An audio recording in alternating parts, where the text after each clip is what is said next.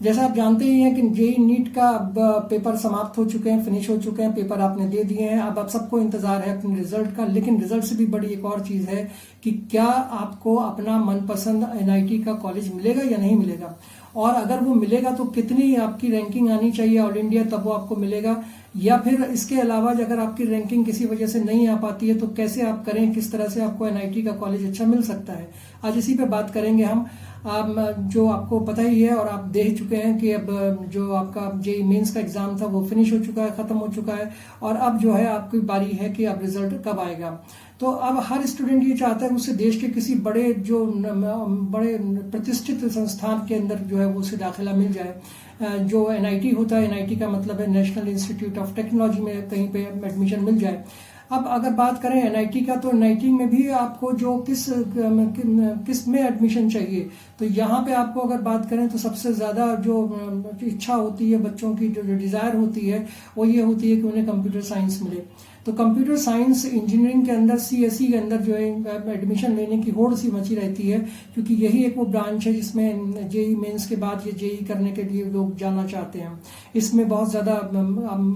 काफी आगे ग्रोथ है, इसकी वजह से लोग इसकी तरफ बच्चे जो है कोशिश करते हैं कि वो एनआईटी के अंदर सीएसई में ही दाखिला मिल जाए, यानी कंप्यूटर साइंस इंजीनियरिंग में दाखिला मिल जाए।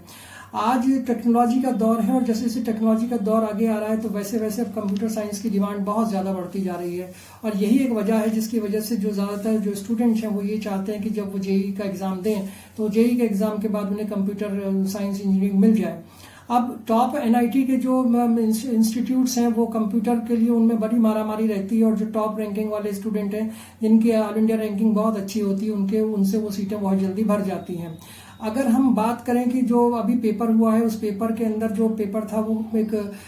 जो स्टैंडर्ड था पेपर का वो काफ़ी अच्छा था, और उसके अलावा जो स्टूडेंट्स थे वो भी इस बार काफ़ी ज़्यादा इसमें शामिल हुए हैं। तो इसलिए ऐसा माना जा रहा है कि अंदाज़ा लगाया जा रहा है कि कट ऑफ जो है थोड़ी सी पिछली बार से थोड़ा ऊंचा जा सकती है। इसके अलावा जो है अभी आप बात करें कि 11 अप्रैल को आपको प्रोविजनल आंसर शीट मिल चुकी है। अब प्रोविजनल आंसर शीट में आपको जो बच्चे भी, जो स्टूडेंट इसमें शामिल हुए थे वो अपने आंसर की को चेक कर सकते हैं, और उसमें अगर उनकी कोई आपत्ति है तो वो उसको दर्ज करा सकते हैं। उसके लिए कुछ टाइम दिया है एनआईटी ने आपको, और उसके बाद आपके जब ये चीजें पूरी हो जाएंगी तो उसके बाद फिर जल्दी ही 20 अप्रैल तक ऐसा माना जा रहा है कि आपका रिजल्ट जो जेई मेंस का है वो सामने आ जाएगा।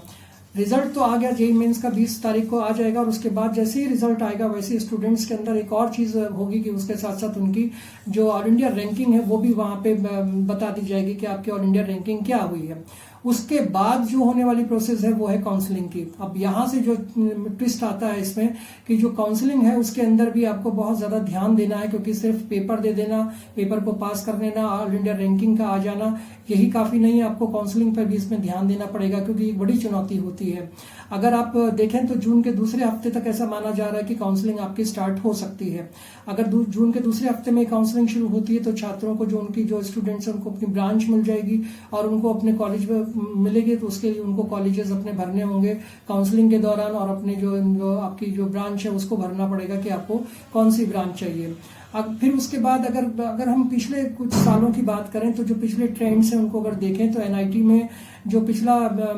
जो बहुत अच्छा बैच इंडिया का रहा है एनआईटी का, वो तिरुचिरापल्ली रहा है। दूसरा एनआईटी का मरक्कल वाला ब्रांच रहा है, और एक वारंगल वाला रहा है। तो ये जो है ये 3-4 ऐसे जो इंस्टीट्यूट्स हैं जो बहुत ही अच्छे हैं, और जिनमें टॉप एनआईटी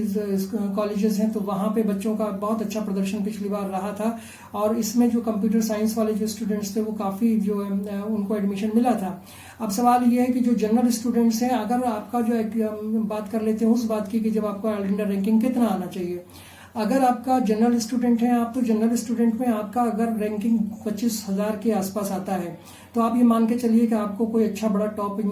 जो कॉलेज है एनआईटी का वो मिल जाएगा। लेकिन अगर आपका कोई मिडिल लेवल की अगर आप बात करें तो अगर 10,000 तक की आपकी रैंकिंग आती है ना, ऑल इंडिया रैंकिंग आती है, तो एनआईटी का कोई मिडिल स्तर का यानी मिडिल लेवल का आपको एनआईटी का कॉलेज कोई मिल सकता है। अगर देखिए अब दो चीजें हो गई, तो 25,000 तक की रैंकिंग का आप इंतजार करिए, या फिर आप 10,000 की रैंकिंग पे आते हैं तो उस तरह के कॉलेजेस आपको ढूंढने पड़ेंगे, उसी तरह की आपको ब्रांच ढूंढनी पड़ेगी।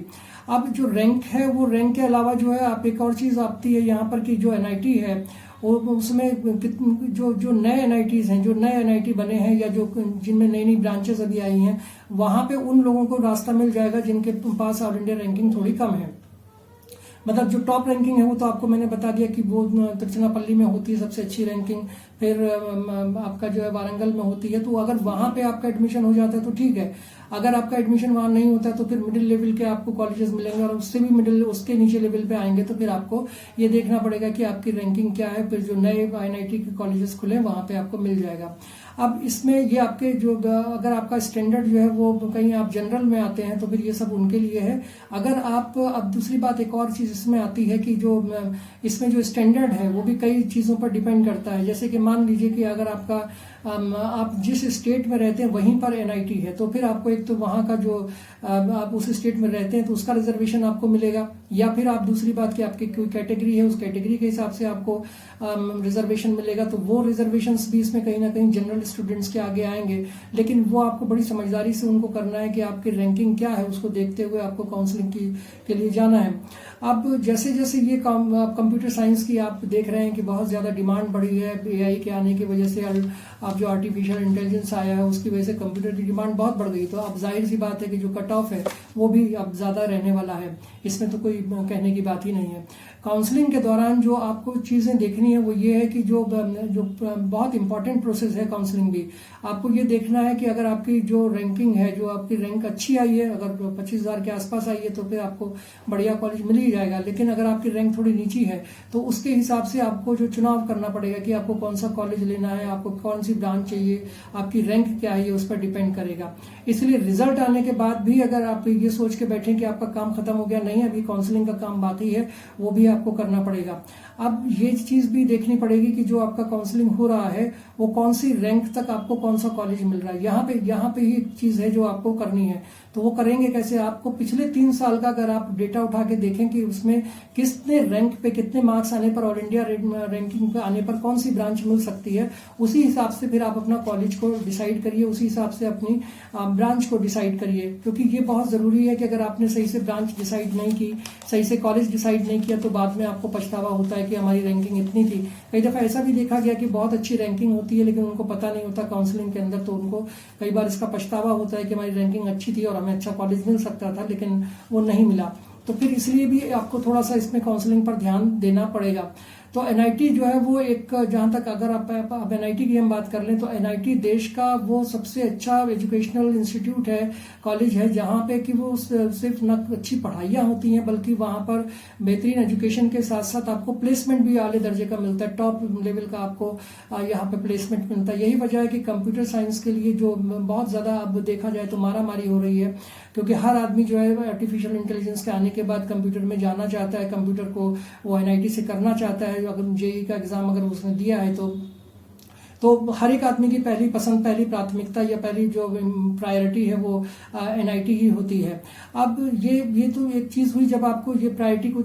साबित करना है कि आपकी जो ऑल इंडिया रैंकिंग है वो क्या आती है, उस पर ही डिपेंड करेगा ये सारी चीजें। तो अब कई बार ऐसा भी होता है कि अगर आपकी रैंकिंग नहीं आई है और आप निराश हो गए कि अब हमारी रैंकिंग बहुत अच्छी नहीं आई तो अब हम कैसे भरें, कौन सा कॉलेज भरें। तो वहां एक छोटा सा पेंच है कि अगर आपकी रैंकिंग कम भी आई है तो आप ज्यादा निराश ना हो, आप एक अच्छा इंस्टीट्यूट भर सकते हैं। क्योंकि कई बार क्या होता है कि जो 3 राउंड होते हैं उनमें 3rd राउंड में हो सकता है कि कुछ स्टूडेंट्स वहां न जाएं, या कुछ और उन्होंने इंस्टीट्यूट चुन लिया हो तो वहां जगह बन जाती है। या फिर आपका जो ये कंप्यूटर साइंस इंजीनियरिंग है इसके अंदर जो है कई बार स्पेशल राउंड भी लगा दिया जाता है, तो स्पेशल राउंड लगाने में जो बच्चे वहां पे सीटें खाली रह जाती हैं उनको भर लिया जाता है। तो कुल मिला के बात कहने की ये है कि आपको पूरा तरीके से इसको ध्यान से करना है, पूरी एनआईटी का जो प्रोसेस है उसको ध्यान से समझना है। खास करके अब काउंसलिंग का समय आ गया है तो काउंसलिंग जब जून में स्टार्ट होगी तो उस पर आपको बहुत कंसंट्रेट करना है। देखिए, आपने मेहनत तो खूब की है, आपकी मेहनत की ही वजह होगी कि आप एनआईटी आप जेईई मेंस में उसका पेपर निकाल पाए, उसमें सिलेक्शन आपका हो, और रिजल्ट के बाद भी जो प्रोसेस है उसके लिए आपको अपने आप को तैयार रखना पड़ेगा। आपको ये मेरा वीडियो कैसा लगा, इस पर अपनी राय जरूर दीजिएगा, कमेंट कीजिएगा, लाइक कीजिएगा और इसे सब्सक्राइब जरूर कीजिएगा। Thank you so much.